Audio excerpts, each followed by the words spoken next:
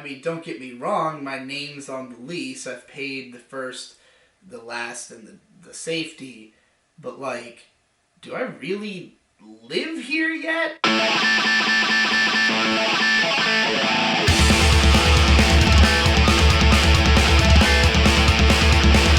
Right, so Boston. It's one of the more expensive cities to live in the United States.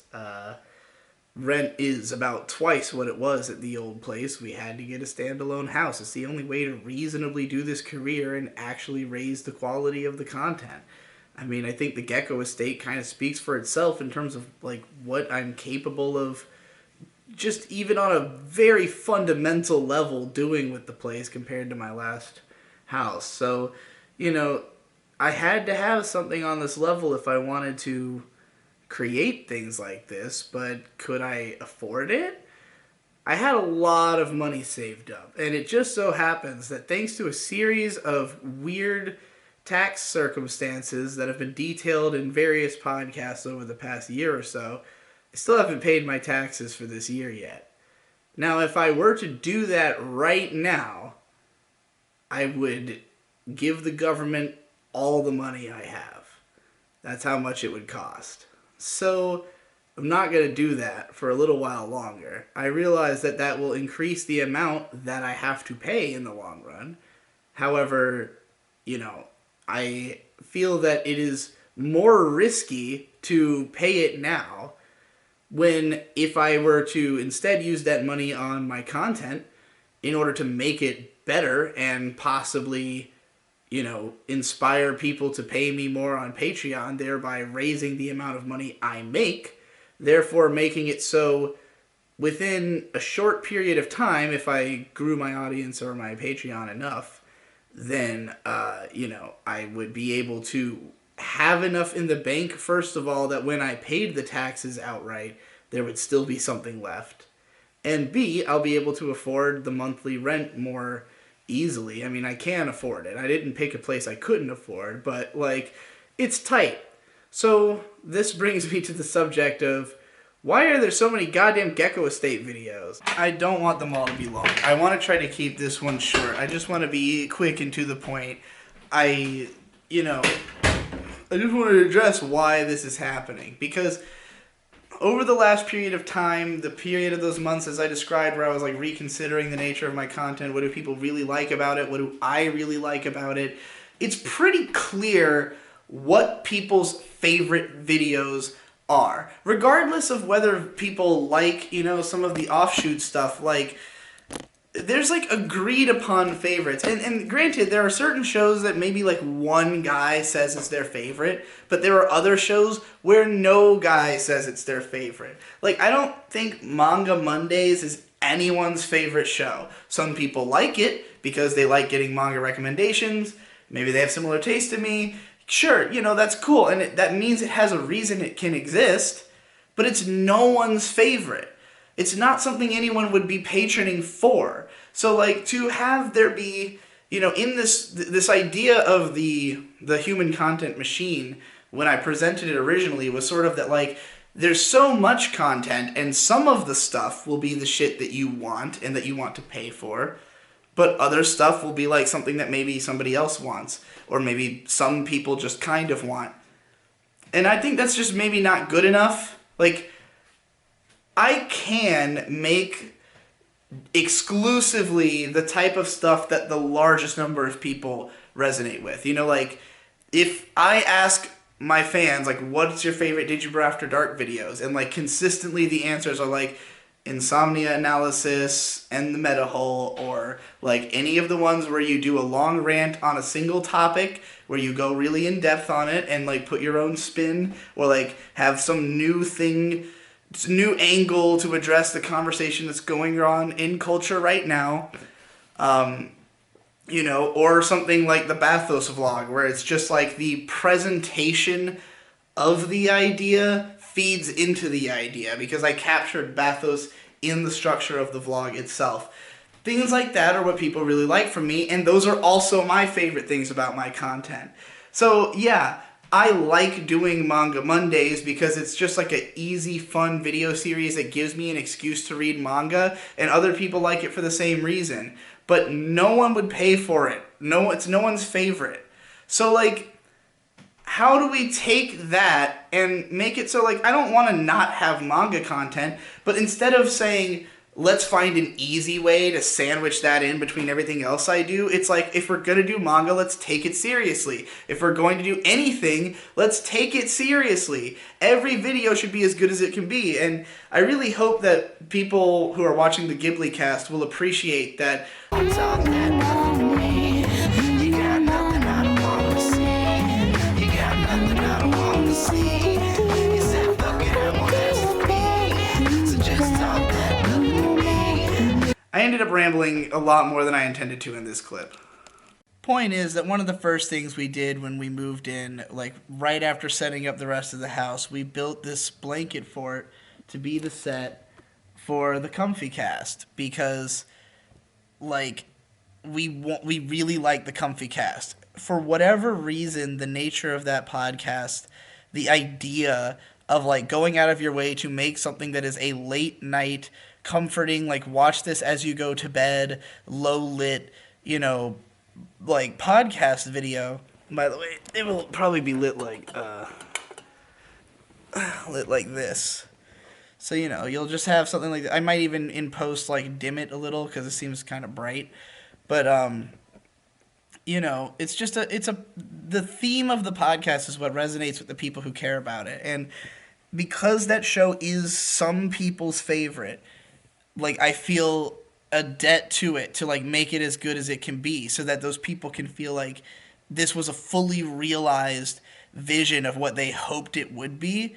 And, you know, like in the first episode, we kind of like touched the waters of like what that concept could be. And then by episode 4, I had run in a totally different direction with the experimentation. I wasn't even really considering it about being comfy. And like people who had resonated with that core idea did not like that. So we redacted that and tried to make it more comfortable the next time. But, you know, Comfy Cast kind of just ended up being on hold while we did this whole move. But, like, you know, so GEKKO Estate is already a series some people have called one of their favorites, so I already feel like it's achieving what I want it to. And so that brings me to the subject of why it exists, which is simply to have good content coming out so that people will patron me, because I need the money. See, no matter how you look at it, frequency is part of my gimmick. Human content machine is part of the gimmick. Like, even if I can put things on hold and make a giant Titanic video for a month, I just don't know that that is actually in line with, like, A, what the audience expectation of me is, or B, what my own expectation of myself is, because I've always felt uncomfortable when I don't have enough videos coming out. And when Finish or Fail took as long as it did to produce, like, not just a few days longer than I expected, but, like, vastly longer, and not only because of like Devu and like, you know, whatever was going on with him, also because of the fact that like I just didn't consider the breadth of work he would have to do to make it possible. Like, I didn't think about how many shows he was going to have to watch through to find all those goddamn clips that he inserted into the video, you know. And once that had become apparent, then I was looking at how they marketed, and like the how they marketed video, I was at the filming stage of it, but because we were about to move and we had already seen what the new house looked like at this point, I said, well, fuck it. Let's not fucking record it here where it's gonna be lame and I can't do any like diverse camera angles and shit, because there is a strong live action component to it. Why not do it at the new house once we get there? So like, you know, I put that on hold, and therefore I now know like how they marketed Be the Beginning. I have to now do the recording for it, and once I get that to Devu, I can expect it to take 2 to 3 weeks for him to finish. And that's not enough, because Finish or Fail was not enough of a success. The Finish or Fail video had a really strong start. It got a ton of views right away. It was really popping on r/anime, but whoever the fuck uploaded it must have forgot to put a spoiler tag in the title because it got taken down. and it, you know, was demonetized because I swear too much, and like YouTube probably just did not even promote it. So it basically hit 60,000 views and stopped. And that video, I thought, had the potential to get like hundreds of thousands, and it still does. If it somehow caught a second wind, it could, you know, it could grow more. But like, and it did have the impact I expected of people understanding where I was going with my editing style and therefore pledging more on Patreon. That happened. Just didn't happen on a very big scale because the video didn't reach that many people.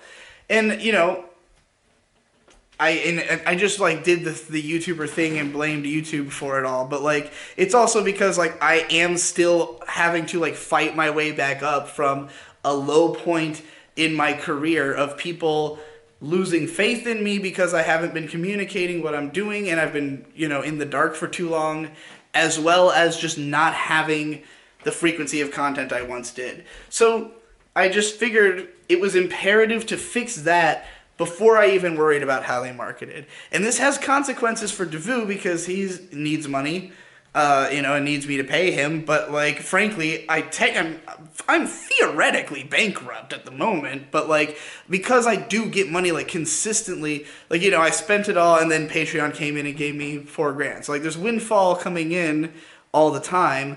But like, I can't just go willy-nilly throwing that around the way that I have been, you know, like.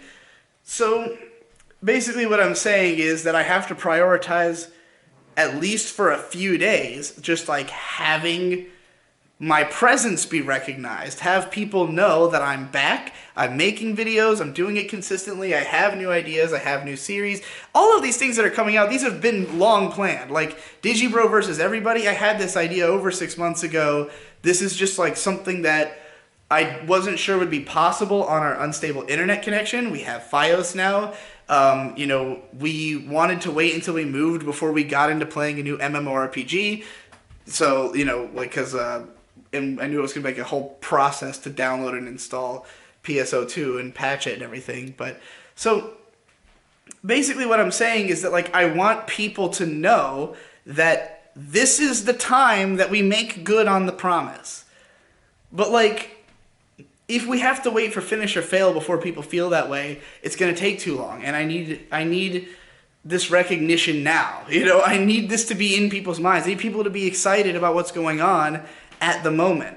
So, like, just basically the great content I've been bragging about is on the way, but it's still going to need a lot of time. And in the meantime, how is anyone going to be convinced that there's great content if there's no content?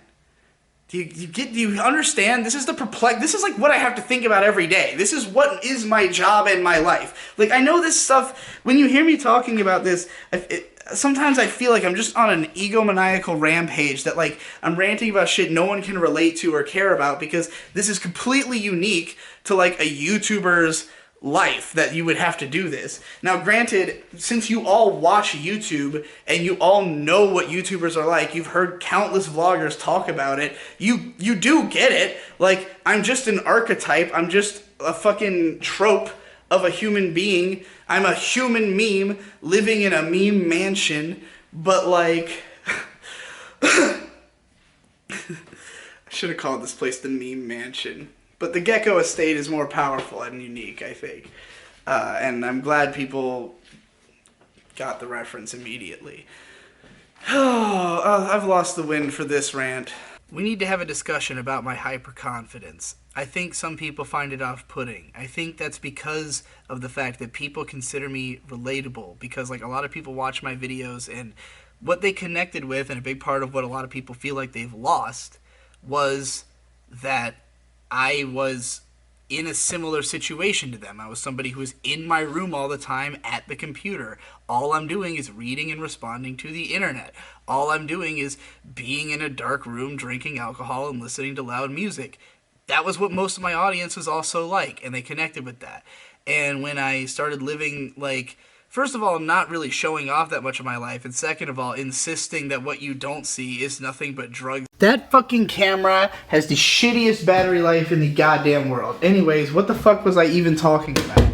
Right, overconfidence and relatability. I think that people related to me even though I wasn't really doing the same thing that they were doing because I was doing a job. I'm in that room by myself losing my mind and having a lot of the same feelings, but I'm getting paid to do it, and I'm living a different lifestyle than a lot of those people. And like, at no point did I communicate a desire to remain that way. You know, like, the point of a lot of my content, the message was like, get me out of here. I want to be out of this. I want to rise from this. I want to not be this. And I don't think that a lot of the people who were following me want to be in the situation that they're in either. And if you are someone who was following me because you sought comfort in that you can just have your lifestyle reaffirmed because, like, someone who you think is cool lives the same way, even though that person is verbally telling you that they don't want to live that way and that they don't think this is a good lifestyle, then, like, I have to really question your sincerity as a fan, you know? And, like, I want to be a challenge to people to, like, do as well as I've done. Like, if you are someone who thinks you're so similar to me, if you're someone who wants to, you know, who also wants to be out of that situation, and you see that I've gotten out of it, why don't you just follow the steps I did and get yourself out of it, like several other people have done. Like, Pedantic Romantic, she is a anime blogger who was a diehard fan of mine and a lot of the anime sphere. She would, like, read everyone's posts, she watched everybody's videos, talked to everybody, just, like, was just in the scene and, like, watched all my shit. And I made all these videos explaining how I got to become a professional YouTuber. Like, my SAO video where I'm like, hey, if you put SAO in the title of a video, you're gonna get 70,000 views. And then, like, Pedro just literally did that, and now she's a professional YouTuber, you know? And, like, also went and started editing for Jeff on the side to be able to afford it while the Patreon built up, you know? And then, like, she's talented enough that there are people who will pay her to keep doing what she does. So, like, that could be any of you. And I think for someone like Pedro, the reason that she's continued to appreciate my newer content is that we have been riding that wave at the same time.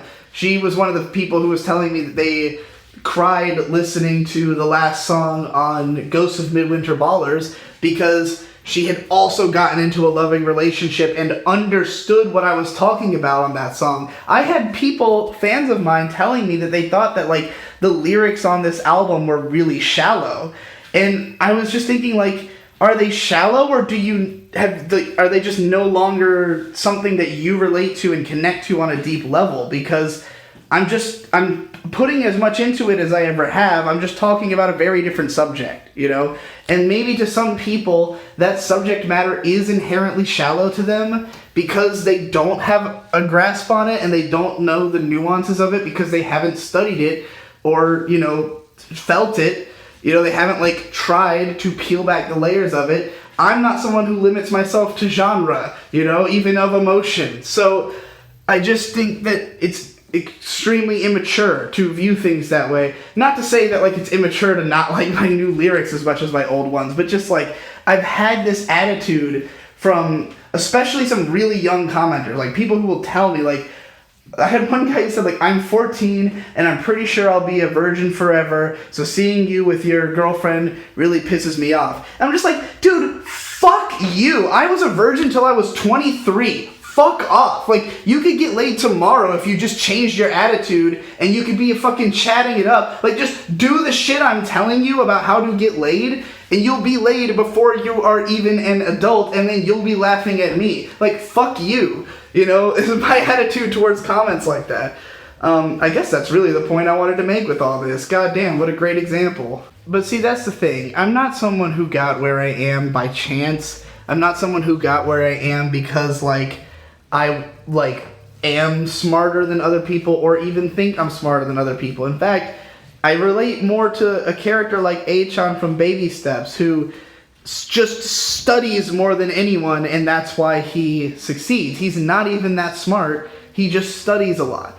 And, like, I just study other people's content a lot. You know, I watch everyone's videos with an eagle eye. I look at what elements of their shit I like, and then I figure out how to do that myself. You know, I don't think I'm like particularly original even in my observations about things. I'm just good at drawing like connections between broad swaths of information and presenting that in a unique way. You know, like I'm not somebody who's ever like progressed the overall thought on some subject beyond what surely has been realized in academia. I merely am regurgitating that information as I have come to understand it in a more layman's way. And I think that there's a power in the fact that I don't read academia, like that I don't use terminology, because it means I don't wall myself off from people who don't understand that stuff. You know, like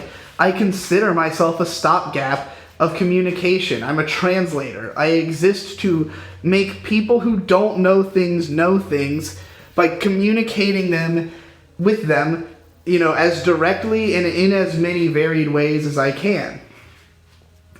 Unfortunately, the way I talk also sounds like a labyrinth, so I don't know if everyone always can actually follow it. But, you know, at the very least, I'm not overcomplicating it. I'm not telling you to go read a fucking other journal or another book to understand the point of my video. You know, like, I want it to be clear to people. And the reason that I like doing things this way, I think education's the most important thing in the world. And I hate school. Just the whole entire way it's done in the world, I want it gone. None of it works. I don't think it's right. I think it's just an entirely wrong approach to education. And it's based upon just trying to mass produce knowledge, trying to mass produce drones, essentially. I mean, like, school teaches you how to fit into the society that's already there. And that's a problem, because the society's not perfect. And we need people who know how to change society to fit us. And I feel like the internet generation is the first one that's had the ability to think that way in a while. I think that this was a way that people regularly thought before the modern institution of school, and that this institution and just also advertising and just the forced normalcy, the forced idea of normalcy and the forced idea of like what life is, what is the course through it. This idea became the most prevalent over the course of the last 100 years when we were trying to deal with massive population growth and the Industrial Revolution and like just changing the way that society worked. But now that we have machinery and robots, and like, honestly, I think that people who look at it as like, oh, robots are taking people's jobs, are looking at it backwards. Robots are freeing up people to do other jobs, is how you should be looking at it. But like, we don't yet know what those jobs are, and we haven't trained a populace who is adept at finding new ones. Except for people on the internet, because the internet is entirely founded on a few geniuses who figured out that they could pioneer something entirely new. You know, fucking what's-his-fuck who runs PayPal, like, that dude just came up with the best idea, basically, and that no one had at the right moment, and now everyone wants to be him, and everyone wants to copy that. And like, I'm somebody who just kind of, you know, carved a niche that was parallel to what other people were doing, but like distinct enough that I could call it mine. And that's the way I've moved forward in every step of life. So what I'm trying to get at here is that I don't think it's hard to educate people and make people smart. I think that the problem, the reason there's so many dumb people, is just that we're teaching them wrong. We're teaching people wrong, and we're teaching them the wrong things. To make this easier to understand, I'm going to break down a difference between what I consider smart and what I consider intellectual. Intellectual knowledge is in-depth knowledge. It's when you understand why. You understand the theory behind how things work. Not just that they work, or that the world is the way it is, but why it is the way it is. However, if you are someone who at the very least understands what the world is and how it works, regardless of why, that is smart. When people say you have street smarts but not book smarts, this is what they mean. You get how the world works. And that's the most important thing that people need to learn, and it's not what schools are set up to teach. Schools teach you some of it, and they have it like in the background, but they mostly try to load you on a lot of basic, functional, intellectual knowledge in a wide spattering of fields. However, because it's so generalized, and the way that we've gone about making education, like the way we've gone about finding the best and the brightest, like giving people unique opportunities, is we only focus on the ones who are already doing well at school. People who have good grades then go to other courses or go to technical schools or go to like something else, even though there are probably people who are shit at doing regular schoolwork but would be passionate about doing those other activities, you know? Like, we need to be breaking people down into their own unique talents and skills and what they have to offer, so that they don't have to go through the machine and work at McDonald's if they were just as potently capable of being a mechanic or something like that.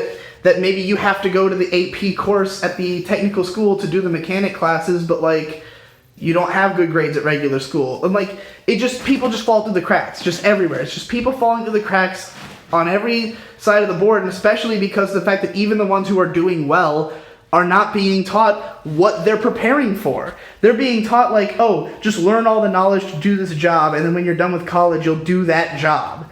Which is not how it works at all. It's not how it works. You're going to get out of college and you're going to intern for like 2 years, because you need 2 years of experience before they'll let you hire anywhere, which means you have to get a normal job. Are you actually going to try a normal job and intern for free? Are you that passionate about this subject, or did you just pick something because you felt you had to pick something because you were going to college, but you just didn't want to get a regular job? Like, this is why everyone's so fucked, because this is the problems that everyone's been facing. So I don't think it's hard to re-educate people to be smart. They don't have to be intelligent. We don't need everyone to be running around knowing the theory behind everything. It would be nice, and if we can teach it to them in a digestible way, which is possible. There's tons of like pop literature that explains like, you know, big philosophical concepts in simple ways. Someone like Malcolm Gladwell is like a similar kind of translator to me, like someone who's not necessarily even trying to be scientific, but just to like broaden people's minds about the world they live in and like make them reconsider why things are the way they are. But like, you know, as long as you can make people at the very least understand the world surrounding them, then you can do well. And I think that I'm going to try to incorporate that into this show, because I've basically spent the last 6 years like taking the slowest, most plodding approach to adulthood imaginable, where I made sure I understood every single thing as thoroughly as I could before I took any steps. You know, I wouldn't like budge until I knew what I was doing. So here's just one sample of what I'm talking about. Let me just give you one little educational tip. This is especially for my younger audiences who are maybe just encroaching on the age of 18 or turned that recently, on the subject of credit cards. Now, I'm not giving you advice about don't use a credit card. I'm actually going to tell you the opposite. Because you need a credit line. And nobody fucking talks about this shit. The only reason I was able to get this house is that I have perfect credit. So, basically credit is when like someone gives you money for something and you pay them back, hopefully in a timely fashion. If not, your credit score is going to go down. And you're also going to incur debt. You don't want these things. You want to be paying your credit on time. Because people who are going to loan things to you want to know that you're responsible and can pay things on time. So, my dad, who luckily had lots of credit problems in his 20s that he spent his 30s fixing, gave me the advice: you need 2 lines of credit at least, and you need to just make sure that you don't use it for anything. You just buy something with it, pay it off, and never touch it again. So I have one perfect line of credit because he put my first car in my name, but he was paying for it very graciously, gave me an amazing line of credit on my car. I've continued the trend by paying my own bill every month. So that's a good line of credit. I also have a credit card, and because I had that good line of credit, I got sent like the best credit card. I went out, just bought like 3 things with it, paid it off, never used it again. I have 2 lines of credit that have like 775 scores, which is like perfect, basically. And when I moved into this house, the landlady was very suspicious of the fact that like what I make in a year is like, it's enough to afford the place, but like I would obviously be making lifestyle adjustments because the last place I lived in, the rent was less than half what it is here, you know? So when she read it, she was like suspicious of my ability to afford the house.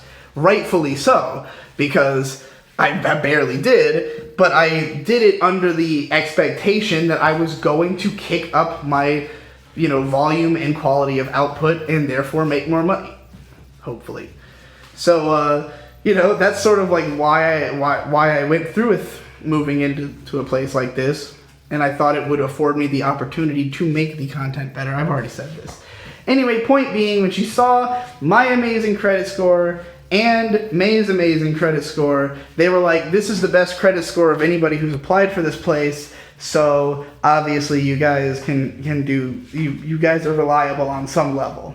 And that's why I'm able to live here. So, just letting you know, if you're someone who's afraid of credit because you think, oh, like all I hear about credit is horror stories, like don't get a credit card because everybody just fucks up their whole life, which is also true. If you're someone who needs that advice, like a lot of people do need that advice, don't use your credit card for any other purpose than to open a second line of credit, but do that. Anyway, that's all I wanted to say on this episode of GEKKO Estate. I really hope this is like not 40 fucking minutes long.